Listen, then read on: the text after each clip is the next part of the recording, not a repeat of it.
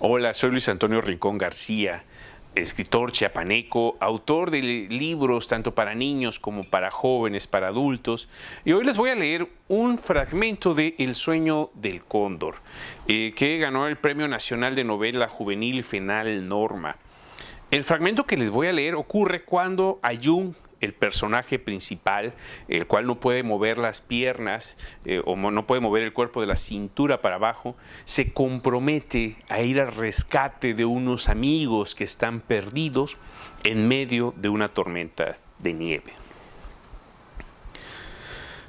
Ayun siguió empujándose con la poca fuerza que le quedaba. Lanza tu mente, gruñía mientras levantaba las muletas al cielo. Lanza tu espíritu, se decía al tiempo que formaba un semicírculo en el aire con ellas. Lanza tu ser, exclamaba mientras volaba hacia el frente. Y tu cuerpo lo seguirá, gritó en cada ocasión, dando saltos prodigiosos que no pudo disfrutar, porque el dolor incesante le dificultaba la respiración y le nublaba la vista. Supuso que no le quedaba mucho tiempo antes de caer exhausto. Con lo poco de conciencia restante, le pidió disculpas a su abuelo porque le iba a quedar mal. No regresaría a casa, nunca volvería a abrazarlo, y cuando sintió que iba a dar su último salto, lanzó un nuevo grito, el más poderoso que había dado en su vida, y gracias a ese desahogo único, llegó más lejos todavía, se mantuvo unos segundos en el aire, y las muletas chocaron contra el suelo al caer. Una corriente eléctrica lo atravesó para empujarlo a un salto más. Después ya no se detuvo.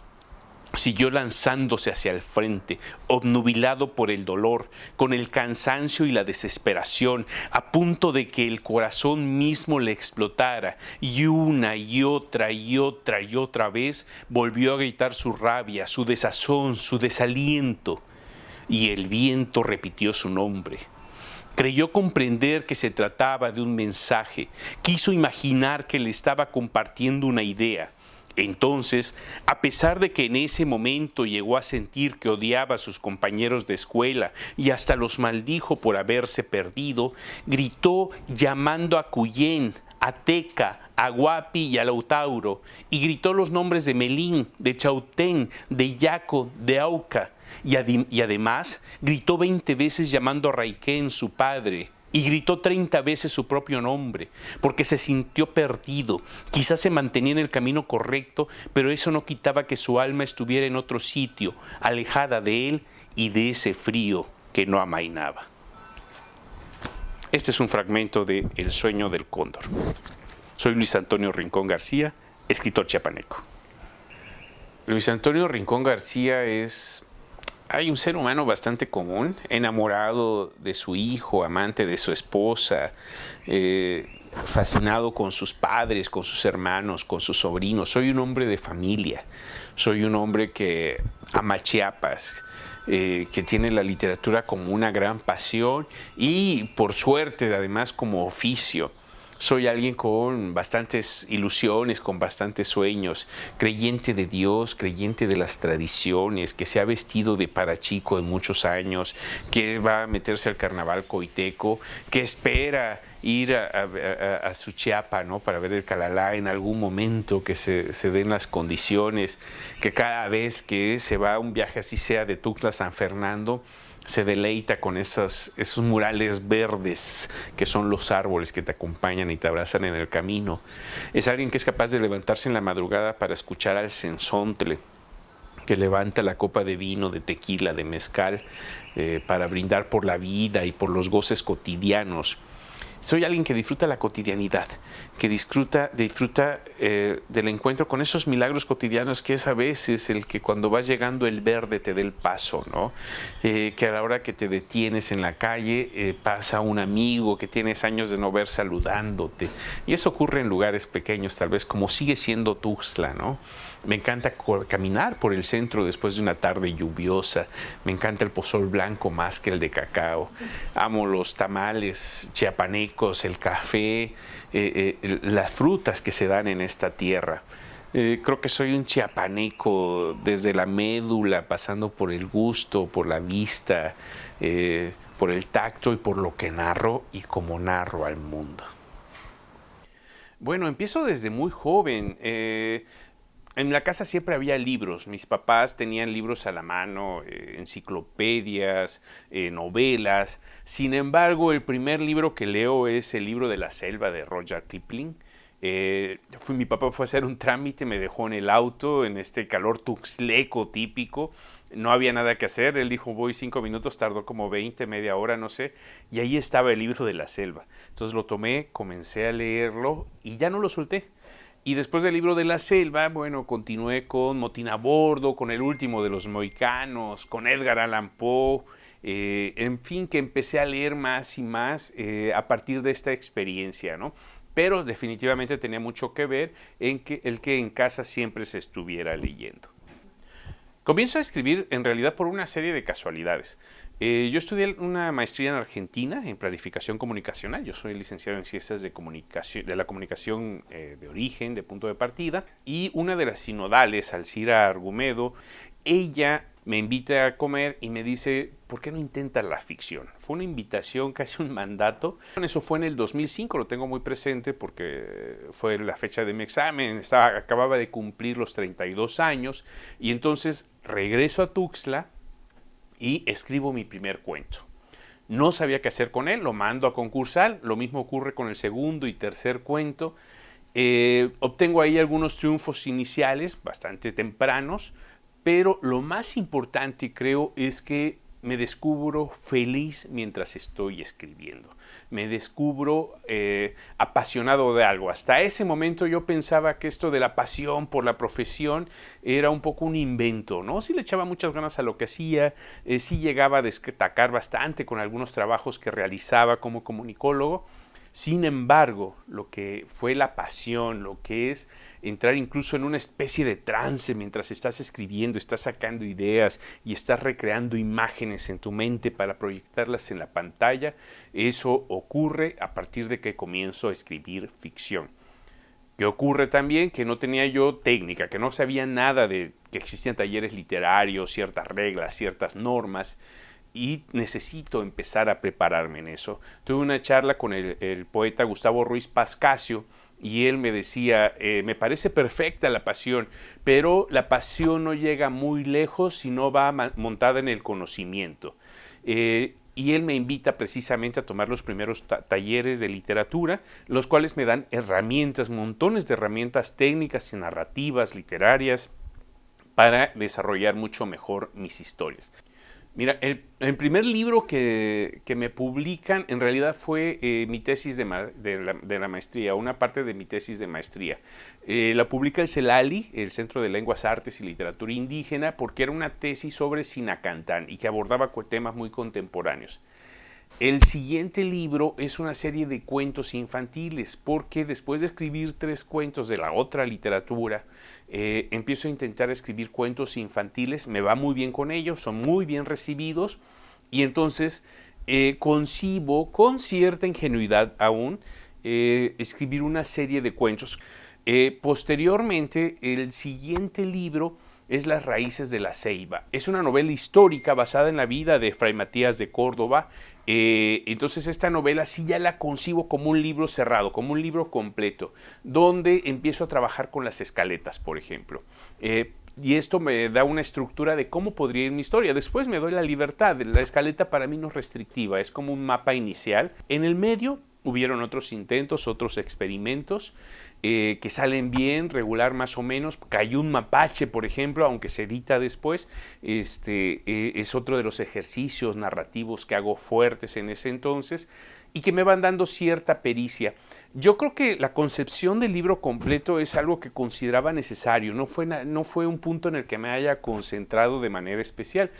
Con el tiempo sí voy aprendiendo algunas otras cuestiones que tienen que ver con el ritmo, que tienen que ver con la construcción de los personajes con mayor profundidad, etc.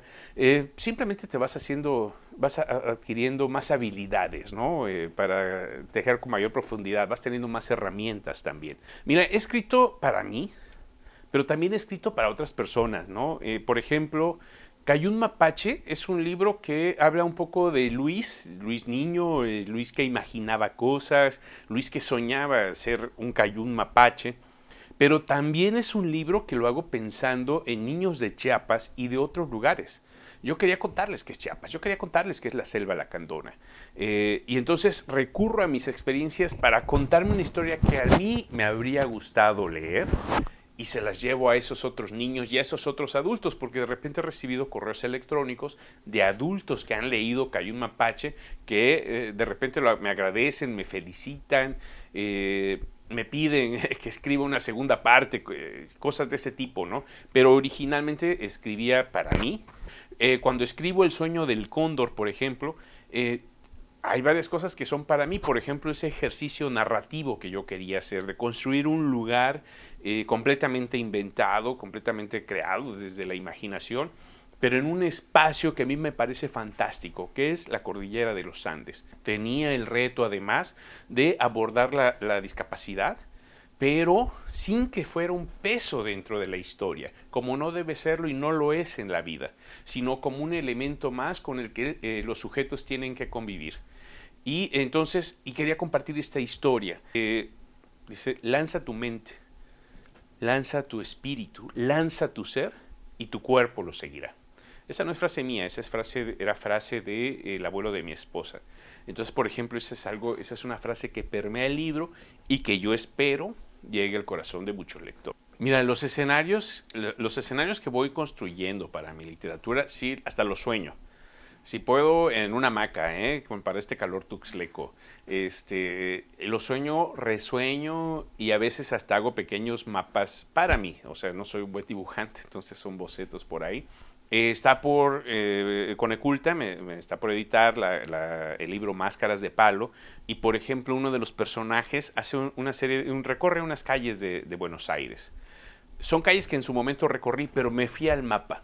Y me fui en el momento que escribía a preguntarle a amigos cómo estaban esas calles en ese momento, para que yo pudiera contar cierta parte de la atmósfera y que si algún lector de repente quisiera checar cosas muy puntuales, pudieran aparecer por ahí, por ejemplo. Entonces yo creo que sí hay creación y hay recreación, ¿no? Y sí recurro a cuestiones muy concretas.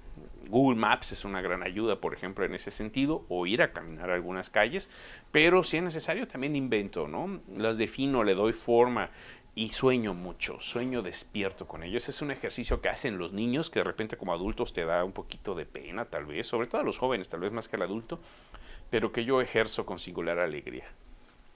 Un problema que tiene la literatura infantil y juvenil es el concepto que mucha gente tiene de ella, incluyendo escritores.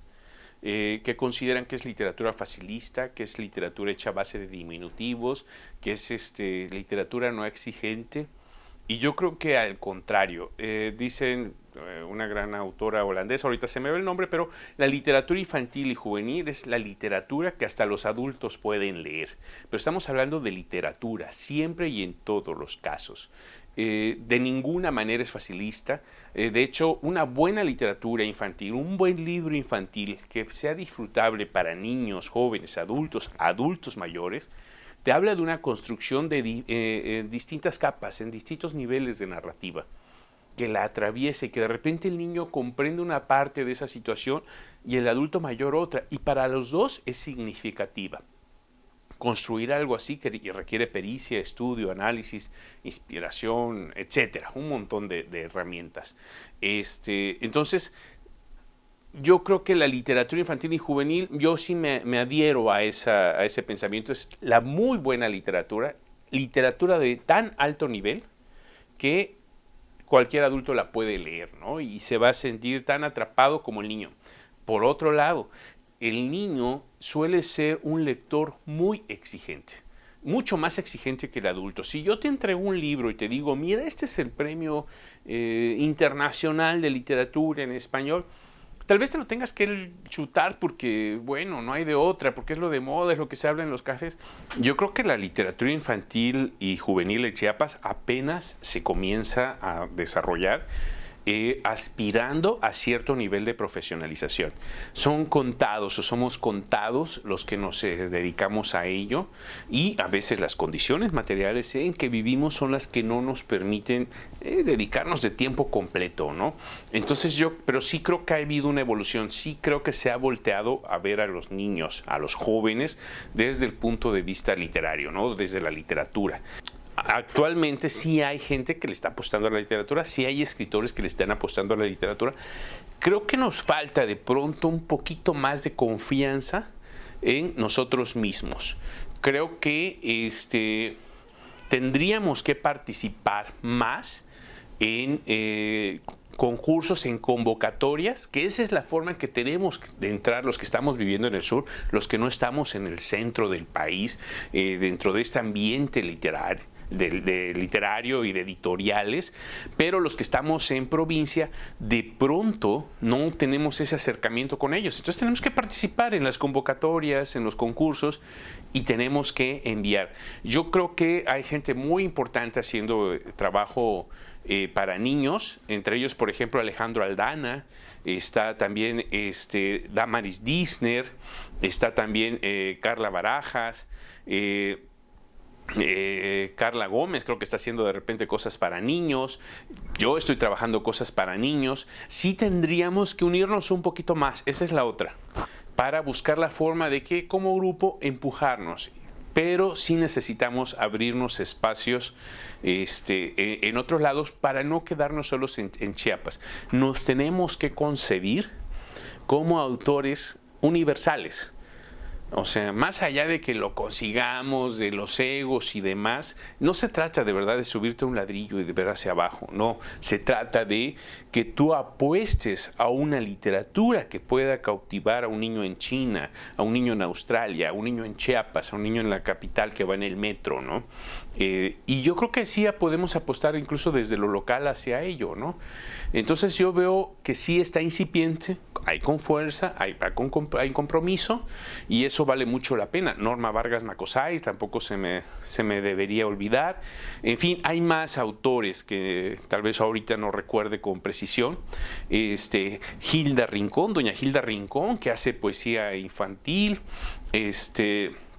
La maestra Clara, también Guillén, ella también hace cuestiones para niños. Elba Macías ha hecho cosas para niños. Para mí la niñez y la juventud es una etapa fantástica, fundamental, es lo que te define como ser humano, es lo que te da las herramientas morales, el conocimiento, el carácter, el temple, casi para el resto de tu vida. Entonces yo creo que sí es importante crear hábitos desde ese momento, ¿no? Yo creo que es una época fantástica con montones de retos en la actualidad. Sí, bueno, pero también tienen más herramientas de las que teníamos en el pasado, ¿no? Es todos estos jóvenes. Entonces sí hay mayores retos, pero hay más y mayores herramientas, e incluso genéticamente vienen mejor preparados para enfrentar al mundo. Que sí creo que es fundamental nunca robarles la esperanza ni la ilusión. Y a eso le apuesto con la literatura. Por eso vas a encontrar que la gran mayoría de mis finales son o felices o esperanzadores. No vendiendo una utopía o una falsa realidad, sino incluso como una invitación a la búsqueda de opciones para salir a la situación más calamitosa que se te pueda ocurrir. Entonces, le apuesto a ese tipo de proyecciones que puedan tener los chicos, las chicas, a partir de la literatura. A eso también le apuesto cuando escribo. Le apuesto a que aquel que abra la página de mi libro la pase bien, la pase padrísimo. Y que te diga, oye, que todo dar estuve estos 10 minutos, esta media hora, el tiempo que le quieran o puedan dedicar. Pero yo pienso que la literatura debe ser parte del goce. Y de repente el goce es mal visto. El gozo en sí es señalado. Y yo creo que también tenemos que aprender a disfrutar. Por ejemplo, si algo nos ha enseñado la pandemia, es que el tiempo se va y que a veces la gente se va demasiado rápido y no disfrutamos, no gozamos. Mira, el confinamiento en un primer momento yo creo que me obnubiló, me cegó un poquito, me deja parcialmente paralizado. Sí, lo que empiezo a hacer entonces es a revisar proyectos anteriores. Yo tengo muchos proyectos que he trabajado, escritos que están en la computadora. Entonces a revisar, a tratar de fortalecerlos. Después sí, ya llega un momento creativo donde escribo La Nana Concepción, por ejemplo.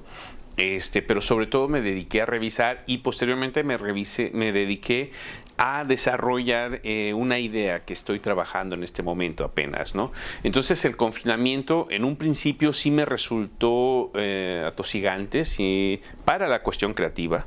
Es muy distinta a la cuestión personal porque, por ejemplo, la primera parte con mi familia fue como de reencuentro, ¿no? En los más cercanos.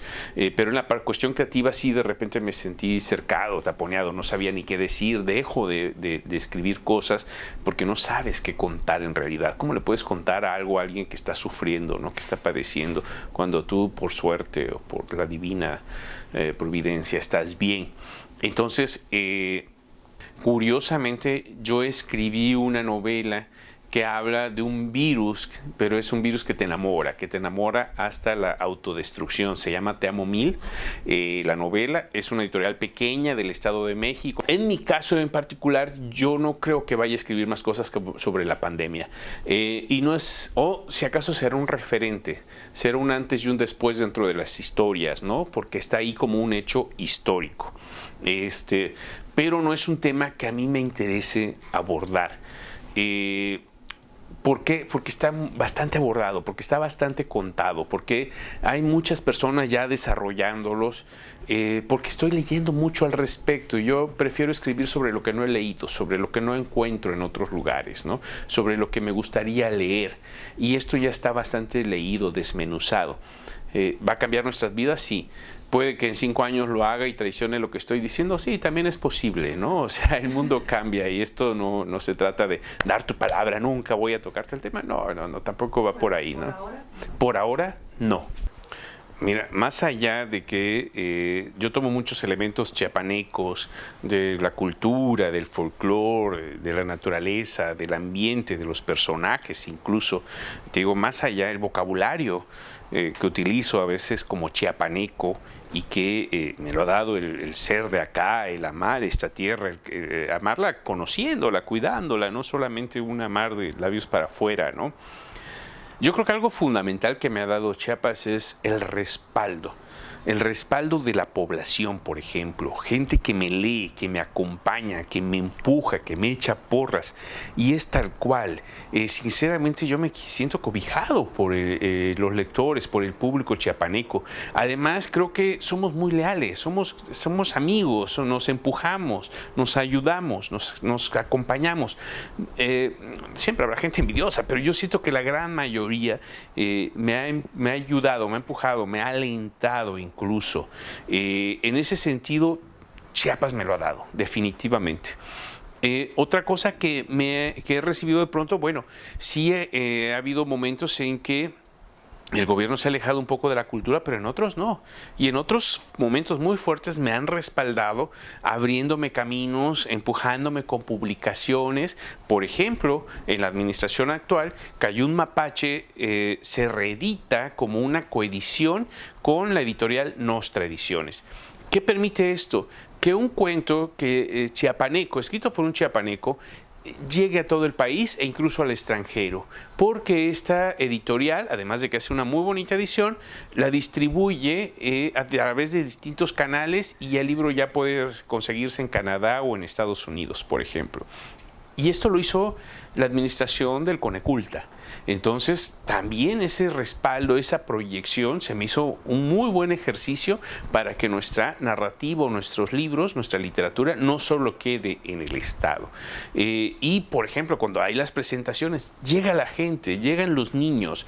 He tenido niños que me siguen a las presentaciones, lo cual agradezco enormemente.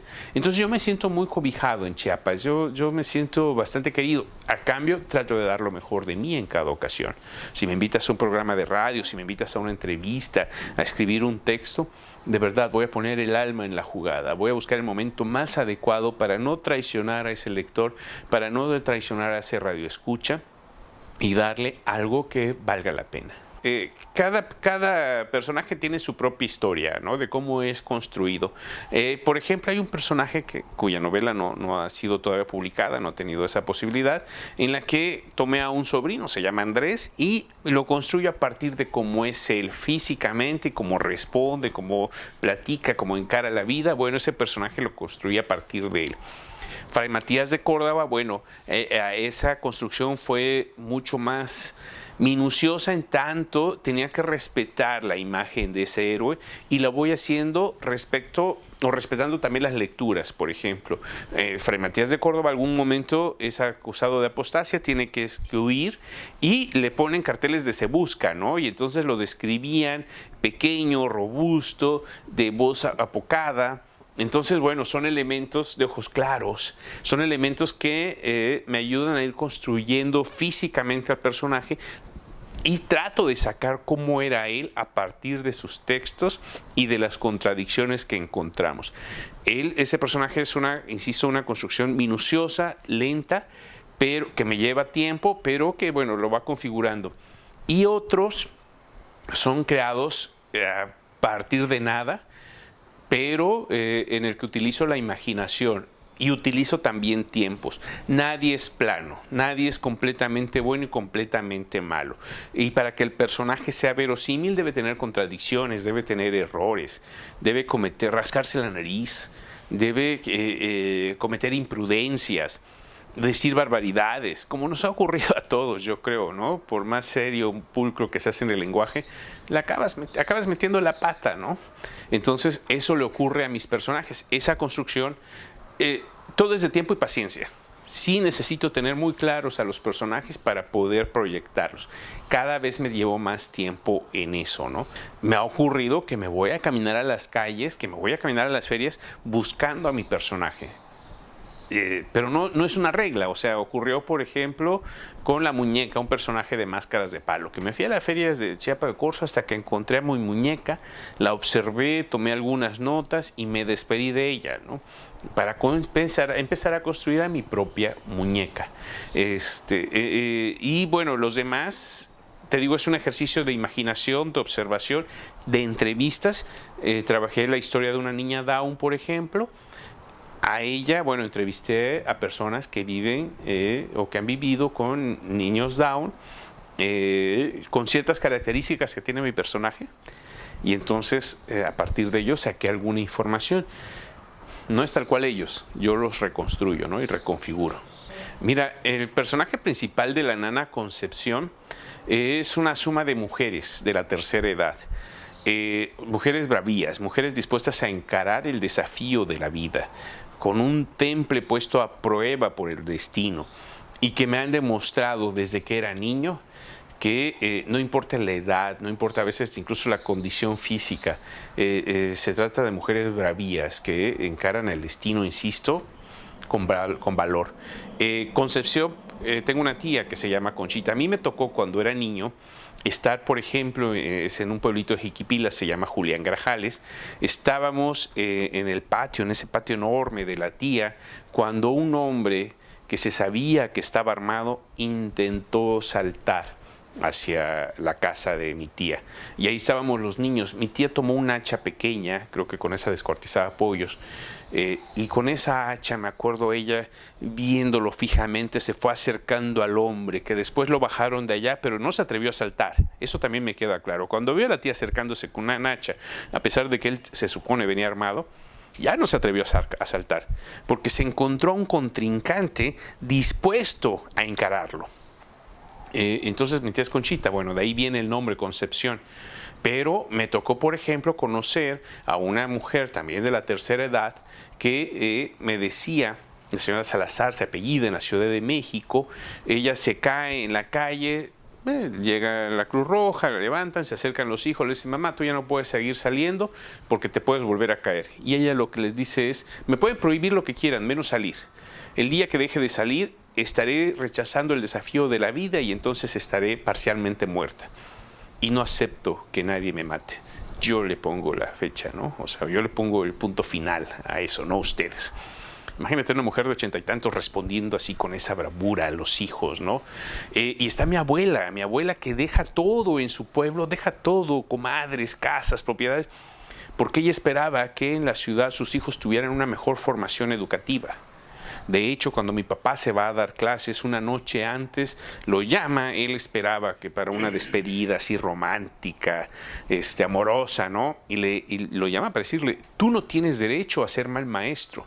Tú no tienes justificante para ir a dar clases más o menos malogradas, porque recuerda que nosotros nos fuimos del pueblo y sufrimos y lloramos y padecimos para escapar de los buenos maestros y que tuvieran buena educación. Tú eres responsable de que ningún niño de ese pueblito al que vas a ir en San Luis Potosí pase por eso. Estamos hablando de mujeres bravas, de mujeres fuertes, que, insisto, encaran los problemas. Seguramente tienen temblor, seguramente los intestinos se les arremolinan, ¿no? Pero pasan por sobre eso, ¿no? Y entonces de eso se trató La Nana Concepción. Es un homenaje a las mujeres de la tercera edad. Yo la concibo originalmente como una novela para jóvenes. O así la pienso construir. Alguien me decía, no es novela juvenil. Yo creo que sí es una novela juvenil, aunque obtuvo un premio de la otra literatura, ¿no? Lo cual me tiene muy feliz, me siento muy honrado. Obtiene el Premio Nacional de Novela Breve Amado Nervo 2020. Eso me emociona profundamente, lo agradezco fundamentalmente y me convence de que la literatura, en este caso, no importa si es para jóvenes o para adultos, la literatura es buena para todos, ¿no? Mira, yo creo que soy muy básico, muy clásico. Para mí García Márquez es uno de los autores a los que siempre vuelvo. Mario Vargas Llosa, Rudyard Kipling, sigo volviendo a él, a la poesía de Sabines, al ritmo de Rosario Castellanos. Me han dicho que de repente soy demasiado latinoamericanista. La verdad, no me interesa mucho las etiquetas. Soy lo que soy, leo lo que leo y releo mucho. Pero trato de leer distintas cosas, por ejemplo, al maestro Efraín Bartolomé, pero también a gente como Balán Rodrigo, a Arbey Rivera, y al mismo tiempo busco de repente poesía de otros países, pero de repente estoy leyendo a Mauricio Carrera, y de pronto me voy a ir con un premio Nobel reciente. No sé, no tengo como cierta metodología. Incluso me han criticado de repente por eso, ¿no? Pero pues yo creo que cada quien lee lo que tiene que leer, lo que le nace, lo que brota y lo que le desea. Nadie tiene un canon, una regla para seguir y menos para querer imponerle al otro. Cada quien tiene que leer lo que considere pertinente y lo que le llena. Si alguien lo critica por ello, pues qué bueno, que se coma su crítica con un café chiapaneco para que le sepa rico, pero cada quien tiene que leer lo que desea. Sí me refugio, te digo, de repente en García Márquez, ¿no? Incluso estos textos periodísticos que apenas están saliendo, bueno, pues fui tal vez de los primeros en tratar de conseguirlos para deleitarme con su narrativa, con su prosa. Eso serían, digamos, pero también en ocasiones me aboco a leer cuestiones que tengan que ver con lo que estoy trabajando. En fin, y entonces me voy a abocar a eso y tal vez deje a los nuevos autores, tal vez deje de leer los éxitos o los viejos autores un rato por abocarme a estas lecturas que de pronto pareciera que nada tiene que ver con la literatura, ¿no? Pero que para mí son importantes. Leo ensayos también, leo investigaciones. En fin, leo lo que se aparece y lo que me llena. Y si algo no me gusta, no le doy ni 20 páginas, o sea, no, si algo no me gusta, si algo no me convence, a veces sí, le voy buscando, ¿no? No hay una regla, eso no existe. Dejo el libro. No voy a perder tanto libro que hay, tanta literatura que hay. No voy a perder mi tiempo con algo que no me satisface. Mira, yo creo que las temáticas son muy diversas. Va desde la cuestión indígena, por ejemplo, ¿no? a niños que están metidos en una cuestión posmoderna, a personajes que viven dentro del folclore, a otros que exploran la vida fuera de este mundo. Sin embargo, yo creo que si me preguntas como qué los uniría, es la invitación a soñar. Eso es, la invitación a crear otros mundos posibles, otras realidades posibles. Porque de algo que estoy convencido es que aquello que creas en la mente, que recreas y a lo que aspiras y buscas, eventualmente lo vas a lograr e incluso construirás algo más bello todavía de lo que has soñado. pero ese es un ejercicio de disciplina, de compromiso. No nada más es que lo sueñes, es que trabajes por ello, es que lo vayas alcanzando. Y yo creo que eso permea en muchas de mis historias y de mis personajes. Son seres humanos que van tras un objetivo y que empeñan el alma, el pensamiento para conseguirlo sin faltar a su propia moral. No son personajes inmorales, son personajes comprometidos con la vida y eso implica lealtad a sí mismo. Me ha ocurrido, por ejemplo, que una serie de cuentos se han convertido en una novela, o que lo que yo creía una novela es en realidad una serie de cuentos, o que lo que empecé como un cuento, de repente quiero probarlo como guión radiofónico o como dentro de la dramaturgia, ¿no? Una obra de teatro. Yo creo que es una serie de experimentos que vas haciendo, pero a veces la historia también te va marcando esas otras posibilidades. ¿Podrían adaptarse? Sí. No tengo un formato, no es que me siento, voy a escribir una obra de teatro, no, tengo una idea general, la empiezo a desarrollar y mientras se va desarrollando puede ser que le vea esos elementos que me permitan transitar alguno de los géneros, de los distintos géneros y formatos, ¿no? He hecho poesía para niños, por ejemplo, más bien como un ejercicio para soltar la pluma, ¿no? Que por sentirme poeta. Esa poesía lo que intenta es simplemente jugar con el lenguaje, incorporar nuevos conceptos, construir metáforas, construir imágenes, y que es un ejercicio que después, supongo, asumo, me servirá para cuando escriba novelas, ¿no? Aparte, yo tengo un buen rato como guionista televisivo.